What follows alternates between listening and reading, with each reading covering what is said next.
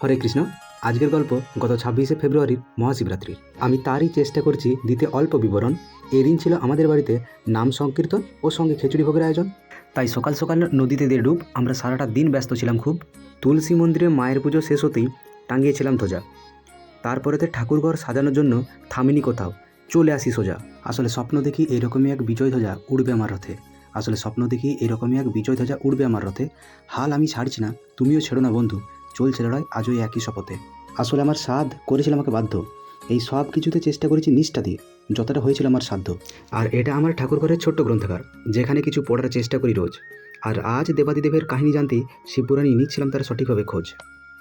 এদিকে পুজোতে যখন মগ্ন ছিল সবার মন, আমাদের পরিবারের নতুন এক সদস্যের হয় আজই শুভ আগমন।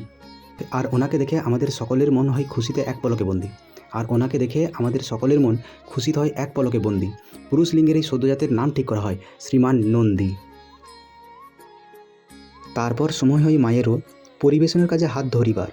আর এই যে মা, বাবা, দাদা, বৌদি, দিদি, জামাইবাবু, ভাগ্নে, ভাইপো এবং সঙ্গে নন্দীকে নিয়ে আমাদের সম্পূর্ণ পরিবার।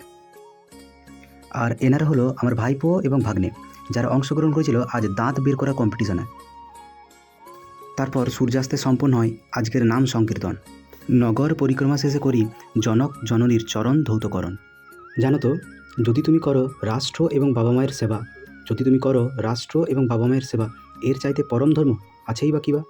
তবে হ্যাঁ, দুর্ভাগ্যবশত আমি এখনও কোনোটারই উপযুক্ত হতে পারিনি। 4 প্রহরের পুজো সেরে সকালে করি শিবরাত্রি ব্রত পূর্ণ। জানো তো, কাল নিশীতে করেছি চেষ্টা, শুধুই হতে চেতনায় শূন্য। চলো এবার সবাই মিলে একসাথে বলো, নমঃ পার্বতী পতে হর হর মহাদেব।